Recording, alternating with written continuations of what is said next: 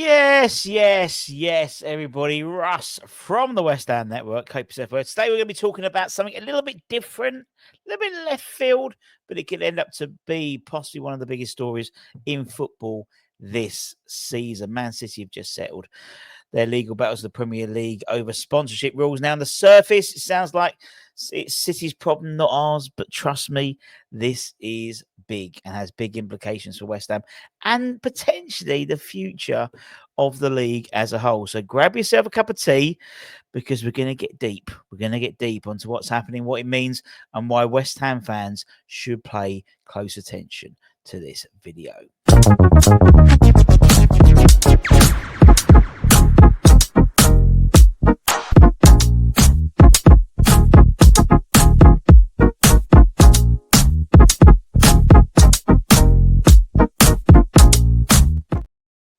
So as always, don't forget to give it a comment, give it a like, give it a little emoji. If you're new to the channel, hit the subscribe button at the bottom because that will help. That will help us for sure. As we're on the way, we're very close to 28,000 of you. Absolute radio rental. Crazy scenes. And also, don't forget to check out Bush Match Bingo. Get your bingo cards ready for the game on Saturday. We'll be having all the Graham Potter press conference and starting 11 shows. Hopefully you have a very good opposition chat lined up as well before we have match day morning and all that good stuff. But I want to talk about Manchester City. So yesterday there was a ruling which I think it's not been swept under the carpet, but I think there's a lot of implications there in terms of what it could mean to West Ham. So let's start with the basics. So for years now, the Premier League have had what's called Associated Party Transaction Rules, or APT rules for short. These rules were introduced back in 2021, mainly to stop clubs with very wealthy, often state-owned owners from inflating their revenues with sponsorships from companies tied to their ownership. Say no more. So, for example, if Man City's owners from Abu Dhabi signed a massive sponsorship deal with, I don't know, Etihad Airlines, for example, Airways, which is state-owned, the Premier League could step in and say, hang on, this is really how much that should be worth, or is it just a way of funneling money into the club? So the idea of the APT rules is for them to sort of not necessarily cap, but put a fair price on it. That rule had such a deal; it had to be reassessed to ensure it was fair market value, and that way the level playing field was supposedly to remain more balanced. It seems simple enough, of course, but City didn't see it that way, and they argued the rules were unfair and restrictive, so they took the Premier League to court. Now, here's where it's got interesting. Back in February this year, a tribunal actually ruled that the old APT rules, the ones from 2021 to 2024, were void and unenforceable. Basically, the tribunal said the Premier League had overstepped the mark in how they'd written them. But by then, the Premier League had already updated the rules with a new version in November 2024. Those rules were part of the tribunal case, and now in this settlement, City have agreed to those current rules are valid and binding. So in other words, that fight is over. And Man City can move forward with the Etihad sponsorship and other deals under the 2024 new framework. And the Premier League avoids a messy, ongoing legal battle. So that's sort of where we are from the legal perspective. And what does it mean for the mighty Hammers? Well, this is where it gets worrying, I think, from my perspective. You know, City already have one of the richest ownership groups in world football. They've already have revenues most clubs can only dream of. Now, with this settlement, they can secure huge sponsorship deals from companies linked to their owners. And as long as they pass the so-called fair market value test, it was. And let's be honest, that test can be pretty subjective. I was listening to TalkSport, and the gentleman there said it could put City's new Etihad deal at around 1.5 to 1.75 billion pounds over a 10-year course in terms of the actual sponsorship itself. Now, for West Ham, it means that financial gap between us, oh, my arm's gone really dead, and clubs like City could grow even wider. You know, under our current ownership, we don't have an airline or an energy giant or a multi-conglomerate company in our owners' back pockets. We've got Royal Mail, kinda. Danny Kudzinski, you've got Sainsbury's, but we rely on obviously more traditional commercial partnerships. Until the end of this season, betting companies will have kit manufacturers, local sponsors, and and these deals will never be in the same ballpark as City can pull in, unless, of course, further down the line, there was a takeover by a company or by a conglomerate who had big pockets, deep pockets. For example, if someone like Jeff Bezos, bought West Ham, and then Amazon sponsored the front. Do you know what I mean? That's that's the comparative in terms of where we are. And City are bringing in hundreds of millions of more pounds every season. That money goes into better players, bigger squads, more dominance on the pitch. And for us, it means it's harder to compete for Europe. And keeping stars like Bowen and building depth becomes much, much harder because the likes of City and no doubt Chelsea will take advantage of this.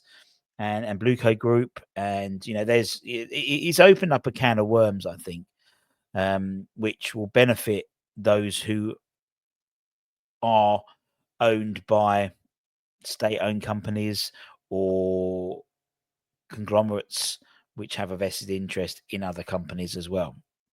But it's not just City. Let's not forget Newcastle, for example, who's Saudi ownership. We're watching this very closely. If City can push through bigger sponsorship deals, you can bet your bottom dollar that Newcastle will be right behind them with the Saudi-linked companies. And that's the issue. It leaves teams like us, your Villas, your Evertons, that sort of not big six, but the tier 2, very much stuck in the middle.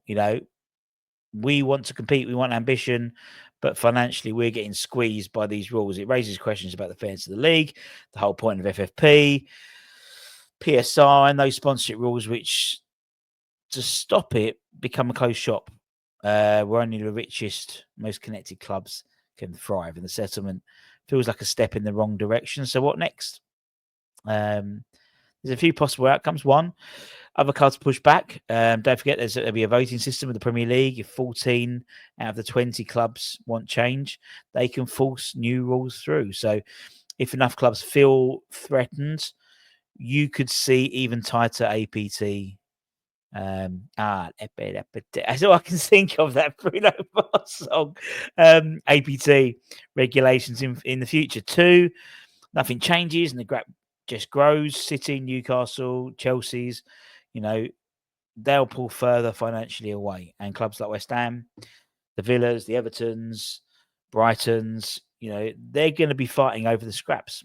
Or 3, and this is what I think, what I would hope for is that West Ham can find smarter ways to grow commercially. We're moving into a new era. In sponsorship, as I said, I've long said that 2026 to 27 season is going to be potentially a transformational year with West Ham. We've got new kit owners and new kit manufacturers for the first time since 15 years, something like that. In New Balance, who are a US-based company. We will need a new front of shirt kit sponsor next season with the new betting front shirt sponsors going into being voluntary banned by the Premier League. So not only we have a new person making the kits, we'll have a new person emblazed on the kits, which then could be tied in with the stadium ownership, stadium rights as well, potentially. I still think American company is going to be on the front as well. I just think it does seem there's a big wave of support and interest coming from America, particularly obviously the World Cup happening in 2026 as well. So, for me, there is opportunity there, but is it going to match the kind of deals that City do? No. And that's the reality. And I don't think they're going to match, similarly, the likes of Villa, your Evertons, your Brightons, that sort of band of teams, Bournemouth in that sort of tier 2.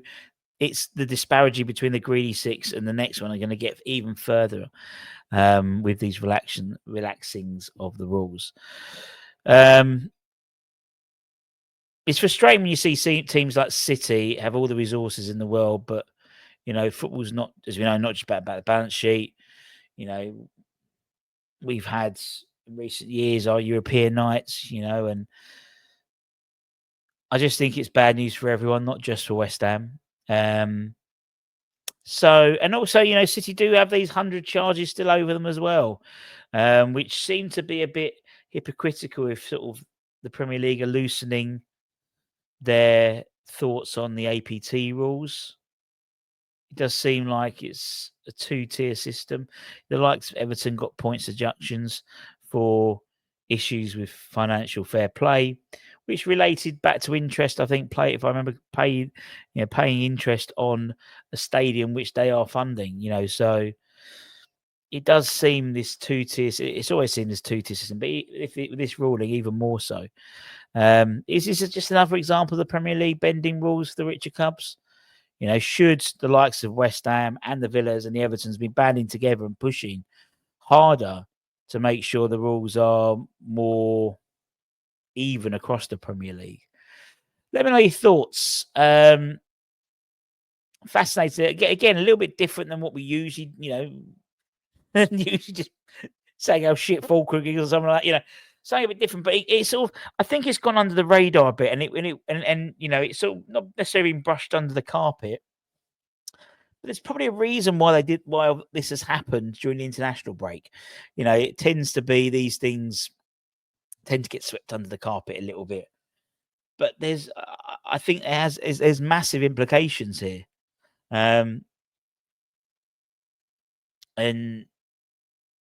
yeah, just worries me a little bit. Well, it worries me a lot, actually, because I wouldn't be talking about it if it didn't worry me. While I've got you here, don't forget we've got our latest raffle prize. Let's bring it up so we can all see. It is a beautiful signed shirt, signed by Mark Noble, signed by Sir Trevor Brooking, and signed by Billy Bonds.